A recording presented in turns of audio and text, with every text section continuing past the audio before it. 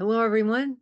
Welcome to this presentation on a first glimpse at communication studies. I'm Eleni Offer, and I'm presenting this presentation. To begin, let's look at some common questions about communication studies. How will studying communication benefit me? How is communication defined? How do different communication models influence our view of the process? What communication processes and skills can I apply across contexts? And how can communication be applied to careers? These are questions that students typically have about communication. Another question that students often have is, well, what's in it for me? Why should I be studying this? Some people refer to that as the WIFM, the acronym for what's in it for me. So I'm going to tell you what's in it for you. Understanding and improving communication can elevate interpersonal understanding in different contexts, which include your friendships, your romantic relationships, your family, your work, and school. So all of these different contexts. Some other benefits. You will get increased interpersonal understanding, and that would reduce friction. It promotes cooperation, so more people are going to want to cooperate with you if you're able to communicate effectively, and this will elevate your relationship satisfaction. If that's not enough, here's some more WIFMs. Improving your communication will increase your self-esteem. It'll improve your performance at work and school, and it improves your ability to develop and maintain relationships. So now we looked at your personal benefits. Let's look at societal benefits of communication education. Creating more effective communication promotes healthier families. It helps to create more effective and more productive and more satisfying workplaces. It also improves schools. It increases student learning outcomes when the teachers can communicate more effectively, and when you also teach the students how to communicate more effectively, then you double the impact. And then finally, communities where people communicate more effectively are healthier, and they're more productive, and they're more peaceful. So these are the societal benefits of communication education when it gets to be out there in the communities, and also just when lots of people study communication, whether it's in their K through 12 or in college, and they're better communicators, well, then we're going to end up with better community and family contexts. Now, more personal benefits for studying communication. There are health benefits for effective communication. So effective communication will lower your stress. Now think about it. If you're able to get your needs met when you talk to other people, you're able to negotiate successfully, you're able to manage your conflicts, that's going to lower your stress. Lower stress means there's less cortisol flooding your system, which wreaks havoc on your organs. And that will mean that you'll get sick less often, you'll be healthier. So it improves your physical health, and it also improves your mental health. If you are able to resolve conflicts, it's going to decrease anxiety, it's going to decrease depression, and it's going to increase your self-esteem. And so obviously you have better mental health. Communication is also essential to human development. Communicating with other people creates your personal identity. Nowadays, we like to call it branding, my brand, right? But who we are, how we see ourselves, how we want other people to see us, right? That's all created through our interactions. And the person who wrote about that was George Herbert Mead. He actually wrote about it in 4 different books, and one of them is the one that was in 1934. And he saw how important it is. And then there was research that was done with not there's lots of research that's been done with infants and toddlers. There's researches that focus on people at that age. And they demonstrate that effective caregiver communication is required to help infants and toddlers successfully navigate through all areas of growth. Includes their social skills, their emotional intelligence, and their cognitive skills. And researchers have also seen that children that are deprived of human communication, particularly at the earliest ages, infants and toddlers, they fail to develop in important areas. So there's stunted growth in their cognitive development and in their emotional intelligence, and they have trouble with relationships and bonding, and some of them have attachment disorders. So it is so essential that people communicate and that adults communicate with young children and children actually of all ages, and it's what it's what makes us human. It creates our individual identities and also our communities. Now we will flip to looking at the components and characteristics of communication. So the two components, the large categories of components, are the verbal. So this is your use of words. And then you have the nonverbal, which is the use of gestures and objects like um, like symbols, like flags or pins, buttons. And even the use of space is a form of nonverbal communication, how close or how far we stand from people, our use of time, all of these things fall into nonverbal. And then we have the two basic types. So we have face-to-face communication. That's when we are close to each other, as in the same room or sitting around a picnic table. We're in close proximity.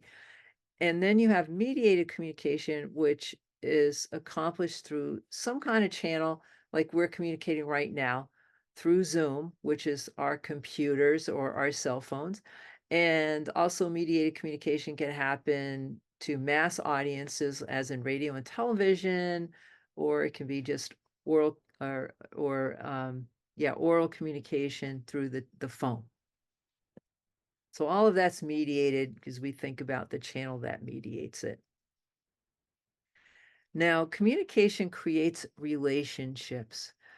Our small talk, as well as sharing major life experiences and our feelings, is what creates our relationships and the quality of our relationships. And communication also allows us to coordinate activities. So when you think about it, you often have your relationships so that you can do things together. So if you have effective communication, you can coordinate, you can negotiate, you can manage these activities together with other people. So that will create more satisfying relationships. Communication also creates intimacy and commitment. So as you discuss your thoughts and feelings, you really get to know each other better. You also negotiate consequential decisions when you are developing intimacy, and whether that's, well, are we going to move in together or not move in together? Do we want to, how much togetherness, how much alone time do we need? All these kinds of things, right? Consequential decisions. And then navigating your actions together. So, how much time you spend together, then what you're going to do when you're together, how you're going to do it. All of these things are navigating your joint action. And then resolving conflicts, because all people have conflicts. There's nothing dysfunctional about conflict. What is either functional or dysfunctional is how you approach it. So resolving conflicts is done through communication, and effective conflict resolution means being able to share your experience, your perceptions, your feelings without attacking other people, and also being able to listen to other people without getting defensive, and then moving towards generating ideas for solutions, and then actually choosing solutions and applying them. So that's basically conflict in a nutshell. And then managing differences, because we're not always going to be aligned, and we have differences, and that's actually what makes life interesting, is having differences.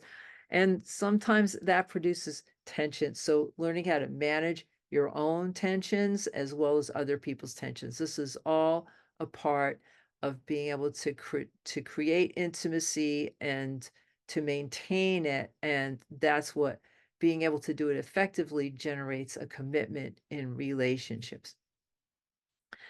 I have here two columns. I have the effective and the ineffective communication to look at the difference, because the way that we communicate influences the health of our relationships and the longevity. Is the relationship going to last, or is it going to disintegrate? These are things that are determined through communication. So effective communication, you have joint action and coordination.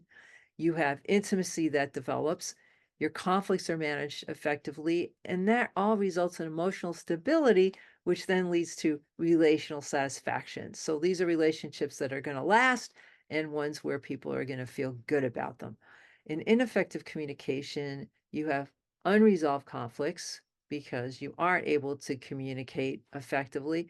You have ongoing tensions from those conflicts that creates emotional strain and then relationship dissatisfaction.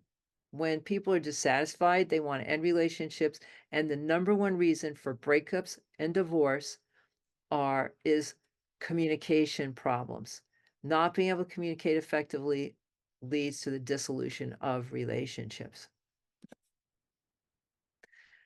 Now that the we've looked at the benefits, we've looked at the components and a little bit about the process of communication and the outcomes of that. We're going to look at careers. So some of these are careers for communication majors, and some of them are for people that have other careers but require a lot of communication. But before we launch into the careers, let's just look at how just having a career and succeeding in a career is influenced. So your ability to attain a job depends on your ability to interview well. So communication is critical for job interviews. So just for entry into good jobs, you need good communication skills. And then the reason for that is that employers list communication as a top skill. That's what they want students to learn. It's so important in whether it's a nonprofit, a business, or a government, or a community organization, communication is key for it to be successful. Effective communicators get hired because they interview well and also because they're able to communicate in order to get to that interview, and then also effective communicators get recognized, and when you're getting recognized, that's how you get promotions. So they're the people that can rise through the different levels of organizations in their field because they're effective communicators. Communication is also important for communities and groups, and so as I said, John Dewey, he he um is a philosopher. He was a philosopher. He's not with us anymore, unfortunately. So he was a philosopher and an educator, and he wrote a lot about communication, and he wrote about democracy and education. And he saw that communication was the key for having a democracy, because democracy happens when people talk about their issues and share their concerns and find ways to solve their problems together. It's not just going to the voting booth, although the communication that leads to your decisions when you walk into that voting booth are really important. So I hope you're really paying attention to what's going on today. But it's also the actions that happen in between elections that are really key to having a good democracy. So communication skills are important for democracy because you express your ideas. Can people understand them? Do they make sense? Are they effective, ineffective, and so on, right? So expressing them. And then listening is important. So listening is another communication skill that we will focus on in our classes, in all communication classes. And then evaluating persuasive statements and arguments. That's really important. And then being able to coordinate your action to address problems. So all of these skills are skills that are essential for communities and groups, and they're essential for democracy. And effective communication will elevate leadership, it solves problems, it produces needed social change, and it improves communities. So effective communication can actually make a better world, one group at a time. I'm going to now define communication. So communication is a systemic process. So what we mean by that is that it's a relationship of different parts. So different parts are the people who interact with and through symbols, and people create meaning, and they also interpret meaning through their communication. So that is your definition of communication, a systemic process in which people interact with and through symbols to create and interpret meanings.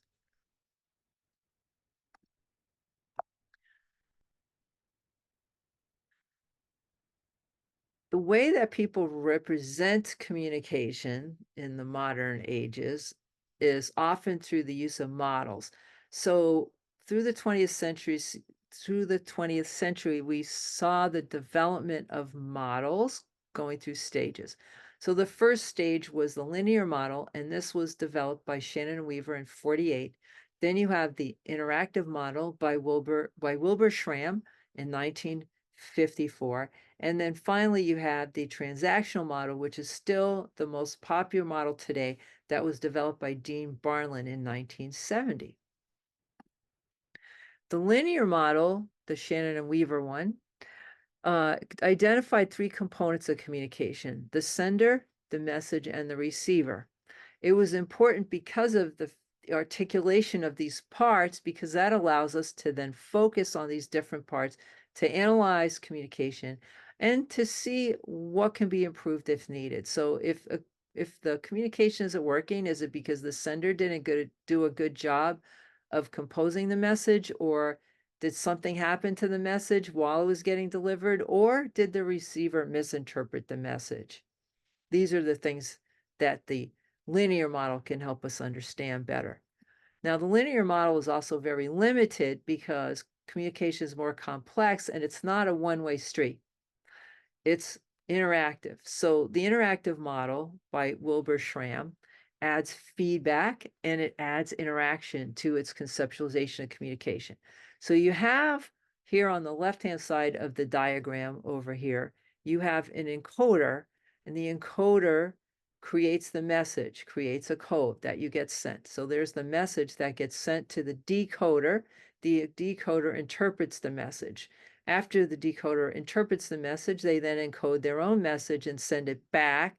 And the message can also be conceptualized as feedback that goes to the encoder, who is now the interpreter and the decoder. And so it goes on and people switch roles in the process. It's an ongoing process. So that's the interactive model. Now, the next model, the transactional model, which was developed by Dean Barland, I am very fond of because Dean Barland was one of my professors at San Francisco State when I was getting my master's degree. And back then we didn't have PowerPoint, and so he would draw his model on the board and we would see it with chalk. So it was a little simpler than this more complex one that's been developed after that. And I put this one together based on different models that I've looked at. So Dean Barland did talk about communicators. So you have communicator 1 and communicator 2. And communicators have different experiences and they develop a worldview. So they have a mindset and ways that they then will interpret the message. And so we have both of them have the worldview, and they create messages which then go through this channel, which is the purple box here, and they get picked up by the communicator, who interprets through this worldview they developed from their experiences, and then they send feedback. All of this happens in a context, and the context is important. The context makes differences.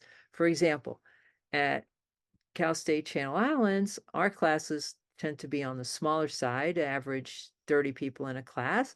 So we have more interaction with between students and between teachers and students than, say, at Long Beach State, where I taught for a year, where I was doing a lecture with 100 students and they were just listening to the lecture, and then they would meet with grad students to have small discussions because we didn't really have time for it because I had to do the lecture to all of these students, right? So it's a very different context. It changes the communication and it changes what's going to be effective and ineffective just based on that. Different colleges also can have different cultures for other reasons. So we have the local context of Cal State Channel Islands. We have the state context of California. So Long Beach State and Channel Islands were both in the same state, and we have particular kind of political context and cultural context where we appreciate and we teach about diversity. Now, some of the colleges in on the East Coast and the South, say Florida, they're trying to outlaw discussions about diversity, and they really don't want people talking about um, racism, and they don't want to even talk about slavery. And they've outlawed it for the K through 12 schools, and they're moving towards trying to do it in the colleges as well, and eliminating diversity discussions. So that cultural context is really different because the politics are so different there, right? So as you can see, context will affect the communication, affects their values, it affects the worldview that people have and what they talk about and how they talk about it. The last part of this model is noise, which I've represented with these purple clouds, and they literally can cloud or block the message.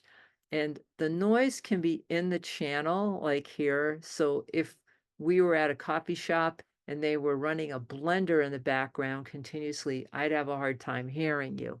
And that frustrates me about coffee shops. And sometimes when I'm on campus, they're mowing the lawn right outside my classroom, and that creates noise where it's hard to hear each other. Noise can also be inside your head. So if you're in class and you're thinking about that exam next week and you lose focus and you stop paying attention because you're so worried about the exam, that's an example of internal noise. So noise can be external or it can be internal. And there's other types of noise that we will discuss later on in the semester, but that's the basics. So this is the transactional model. It builds on the previous models. It emphasizes the interpretation and meaning, and one of the things that I remember Dean Barland really emphasizing was that effective communication was an exchange of meaning that led to understanding, and he saw that understanding as being on being not just the content of what's being said, but understanding people's emotions and having empathy. Communication as a system is a concept that grew from the systems theory that was applied by a group of researchers and practitioners in Palo Alto called the Palo Alto Group. And their group had communication scholars from Stanford as well as therapists, and they were doing work with families and trying to help families improve communication. And they were particularly challenged by working with schizophrenics and their families.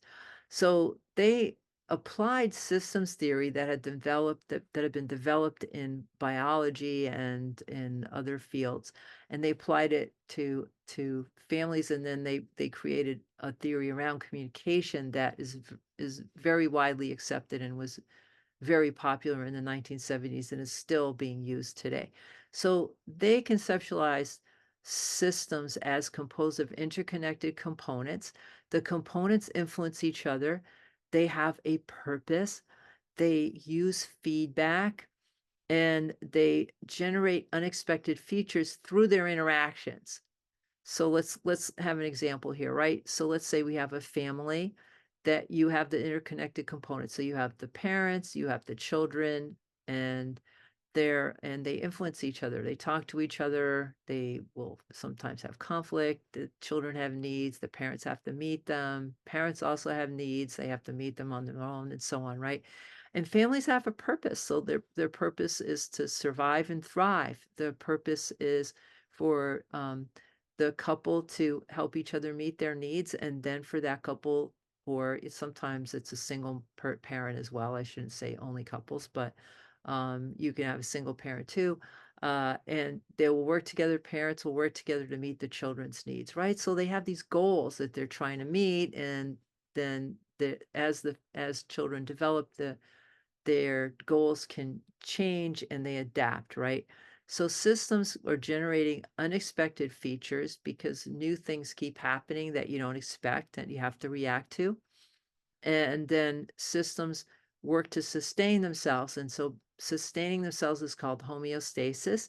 And healthy systems incorporate feedback from the environment as well as from its own components. So a healthy system, a healthy family, for example, would not only react to the parents and the siblings, but also to their friends, their school, the local community, and the other places where they interact and the inputs and that they're getting from that, and they would be having to adapt to that, right? So that's how communication is a system. So we have family systems, friend systems, workplace systems, school systems, and so on. And I just isolated the components of communication systems for you to focus on. So all these communication systems have communicators, they have a channel, they have context, they have messages or symbols, and they have noise and they have meanings. So these are the basic components that we get from a systems view of communication. Now, another concept from systems and from the Palo Alto group is that that communication of messages is complicated because messages have two levels. They have the content level and the relationship level. The content level answers the question, what's being said? What are we talking about? What's the topic? The relationship level answers the question, who are we to each other?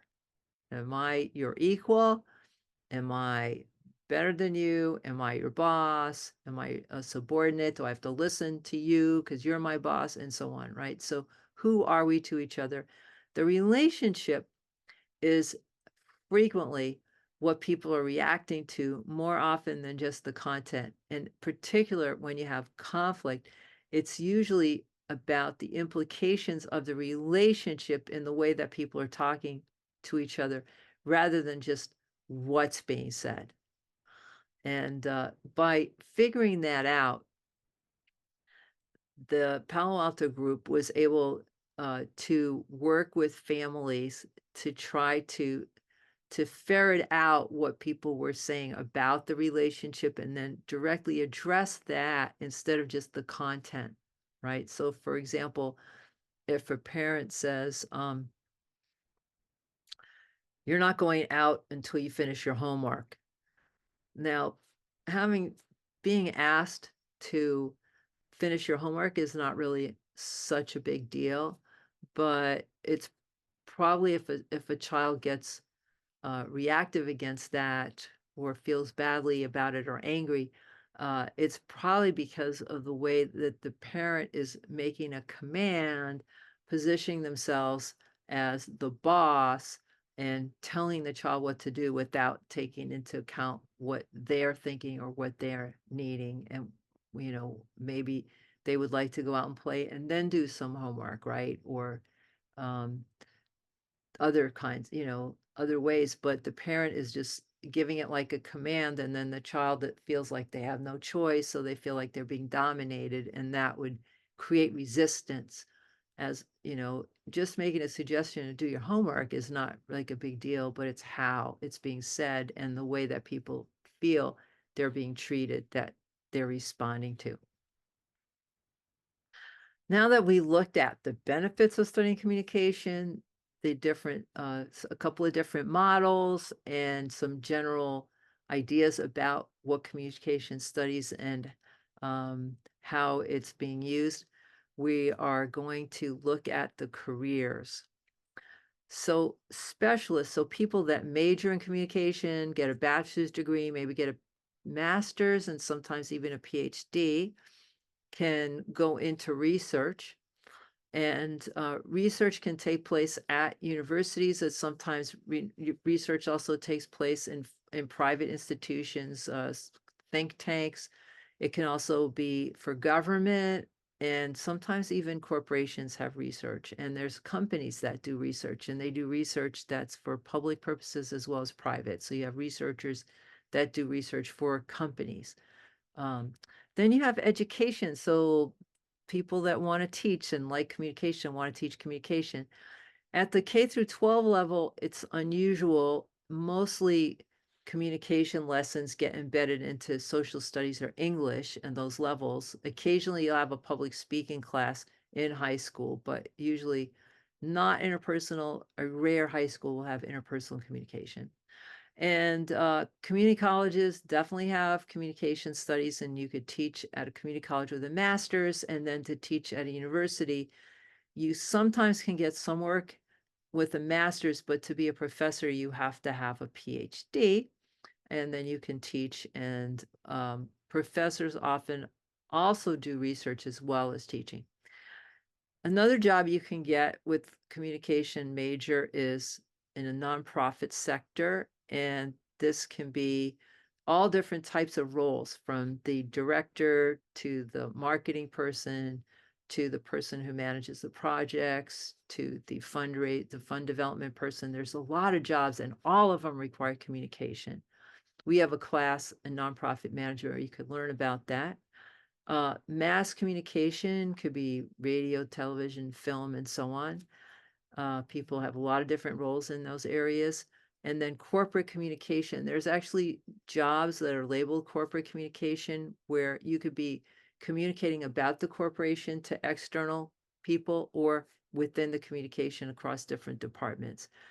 Training and consulting is some it has some overlap with teaching, so trainers do teach, but typically what you have to do is develop short workshops because people don't have time to spend lots and lots of time at work to just study communication. So you typically develop short workshops for companies, and then sometimes even nonprofits. And then consulting is helping people understand challenges and figuring out solutions.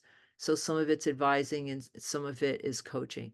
Um, then you have broadcasting, public relations, and advertising. So you could be an expert in making messages, writing out messages, creating the messages, working with film as well, and putting messages out for different organizations or companies. And then you have human relations and management, where um, you need communication to be effective. And some people will major in communication, but often you'll have other majors like business and then maybe minor in communication to get that expertise.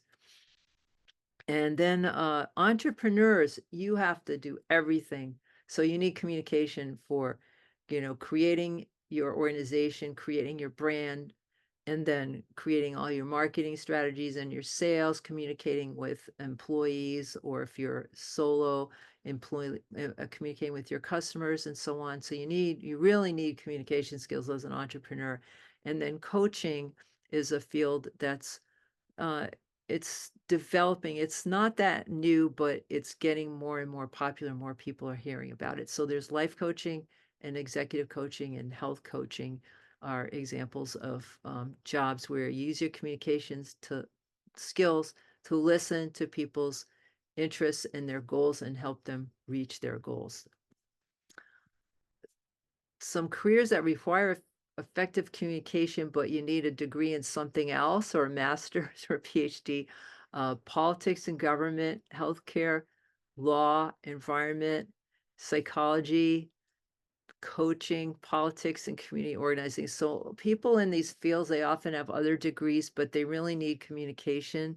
So getting a minor or taking a number of classes in communication will really help you in these other fields as well. And then some areas of emphasis in communication studies that are very popular, and that you can actually do 3 of these at our school, but the other you can't. So organizational communication, studying and understanding organizational communication, interpersonal, across different departments and across to other organizations, and also understanding leadership. That's all a part of organizational communication. Health communication is understanding communication in healthcare settings, or helping to create and maintain health campaigns so that people are healthier. For example, quitting smoking, wearing suntan lotion. These are examples of health campaigns. Environmental communication has become very popular for trying to help to solve environmental issues.